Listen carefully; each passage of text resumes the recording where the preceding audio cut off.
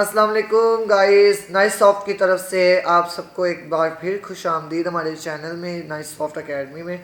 और आज का जो हमारा टॉपिक है जी, हमने शुरू की हुई थी कंप्यूटर बेसिक्स की प्ले सीरीज़ को, और ये हमारी सेकंड लास्ट सीरीज़ है।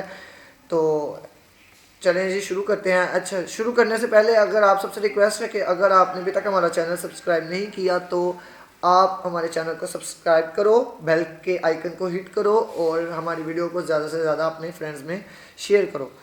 तो चलिए जी शुरू करते हैं आज का टॉपिक। आज का टॉपिक बेसिकली हमारा है जो कंप्यूटर कोर्स का होगा। इसमें आज हम देखेंगे कि इनपुट डिवाइसेस क्या होती हैं, आउटपुट डिवाइसेस क्या होती हैं, इसके अलावा कंप्यूटर की मेमोरी क्या है, उसकी कितनी टाइप्स हैं, और नंबर सिस्टम क्या होता है, और कंप्यूटर प्रोसेसिंग क्या होती है। इससे प्रीवियस लेक्चर अगर हमने देखा हो तो उसमें हमने देखा था जी के कंप्यूटर की टाइप्स क्या थी। उनमें हमने पढ़ा था सुपर कंप्यूटर पढ़ा था, डेस्कटॉप पढ़ा था, पर्सनल पढ़ा था, मेन फ्रेम पढ़ा था और हाइब्रिड कंप्यूटर पढ़ा था। ठीक है, आज की इसके साथ आज की जो हमारी वीडियो होगी उसके अंदर हम बात करेंगे जी इनपुट डिवाइसेस की, आउटपुट डिवाइसेस की, कंप्यूटर मेमोरी की, नंबर सिस्टम की एंड कंप्यूटर प्रोसेसिंग की। तो चलिए जी शुरू करते हैं। तो इनपुट डिवाइसेस के बारे में देखते हैं। The devices that are used to insert a data into the computer system is called input devices. मतलब कि ऐसे डिवाइसेस जिनकी बेस से आप जिनकी मदद से आप कंप्यूटर को कोई ना कोई चीज़ देते हो, वो इसकी इनपुट डिवाइस होगी। जैसे कि कीबोर्ड है और कीबोर्ड से आप कुछ भी टाइप करते हो तो वो कंप्यूटर को आपके स्क्रीन के ऊपर लिखा जाता है। तो क्या है, कीबोर्ड एक इनपुट डिवाइस है। बिकॉज क्योंकि ये कंप्यूटर को कुछ इंस्ट्रक्शंस देती है। ठीक हो गया। ऐसे ही माउस है तो माउस से अगर आप क्लिक करते हो तो वो भी उसको एक इंस्ट्रक्शन देता है, तो वो भी एक इनपुट डिवाइस है। अब बात करते हैं आउटपुट डिवाइसेस की। इनपुट डिवाइसेस की समझ आ गई आपको। चलें जी आउटपुट डिवाइसेस पे आते हैं। आउटपुट डिवाइसेस ऐसी डिवाइसेस होती हैं जो कंप्यूटर का डाटा होता है वो हमें शो करवा देती हैं, या ऐसी डिवाइसेस जो कोई डाटा शो करवा दें वो आपकी आउटपुट डिवाइसेस होती हैं। लाइकवाइज अगर कंप्यूटर की बात की जाए तो सबसे बड़ी इसकी एक ही बात है कि वो ये है जी कि ये जो आपका टेलीविज़न टाइप या फ्लैट पैनल लैपटॉप में देखो तो आपकी स्क्रीन आ रही होती है ना, और इसके ऊपर जो आ रहा है ये देखो, ये कंप्यूटर में राइट हुआ हुआ है, ये सब कुछ मैंने कंप्यूटर में राइट किया हुआ है। ठीक है, तो ये आपकी आउटपुट डिवाइस है। ठीक है, बिकॉज ये आपसे इनपुट जो भी ले रही है वो आपको आउटपुट दे रही है यहाँ पे। ठीक हो गया। अब कंप्यूटर की मेमोरी में आते हैं जी। इनपुट डिवाइसेस और आउटपुट डिवाइसेस के सेंटर में इनपुट मेमोरी कंप्यूटर मेमोरी होती है। कंप्यूटर की मेमोरी से मुराद ये है कि आपका ब्रेन है जैसे, और आप अपनी याद की हुई चीज़ों को या कुछ ऐसा काम जो आप अपनी आंखों से देखते हो या कानों से सुनते हो वो आपके दिमाग में कहीं ना कहीं आके बैठ जाता है, और आप उस बात को दोबारा अगर कभी आपके सामने हो तो आप कहते हो हाँ ये मैंने सोचा था, या ये मैंने सुना था, या ये मैंने देखा था। तो ये सारा क्या है, ये सारा हमारी मेमोरी है। तो हमारी मेमोरी जिस तरीके से हमारी मेमोरी है, इंसान ने कंप्यूटर को भी एक मेमोरी दी है। तो कंप्यूटर की मेमोरीज दो तरह की हैं। इंसान की एक तरह की है लेकिन कंप्यूटर की दो तरह की है।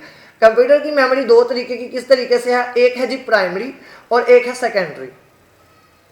जो प्राइमरी हमारी स्टोरेज है इसमें हमारी फ्लॉपी डिस्क आती है, रैम आती है, रोम आती है, और जो हमारी सेकेंडरी स्टोरेज है उसमें हमारे पास यूएसबी, हार्ड ड्राइव और हमारे पास मेमोरी कार्ड्स वगैरह ये जो होते हैं ये हमारे पास हमारी सेकेंडरी स्टोरेज में आते हैं। अच्छा जी, अब बात करते हैं जी कि फ्लॉपी डिस्क क्या होती है।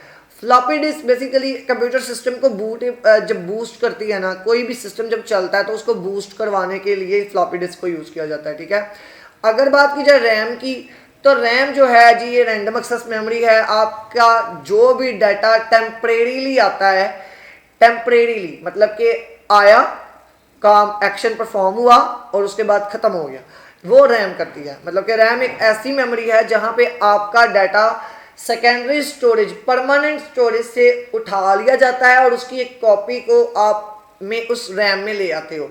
रैम क्या करती है, उस कॉपी से ओरिजिनल की एक्सटेंशन लेती है और उसको रन कर देती है, और जो ही आपका ख़त्म होता है रैम से वो सारा डाटा आपका क्लियर हो जाता है और आपका वो डाटा सीधा डायरेक्ट हार्ड ड्राइव में स्टोर हो जाता है।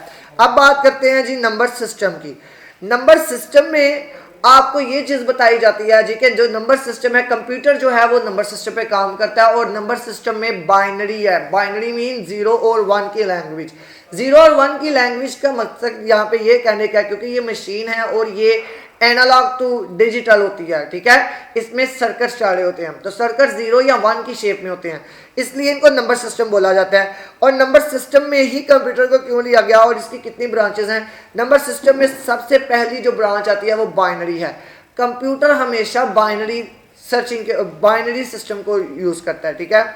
अगर आप बात करो इसके अलावा सिस्टम्स की, तो वो सारे मतलब कि कंप्यूटर यूज करता है, लेकिन मेन जो उसका करैक्टर है वो बाइनरी में है, जो कि 0 और 1 की लैंग्वेज है, ठीक है।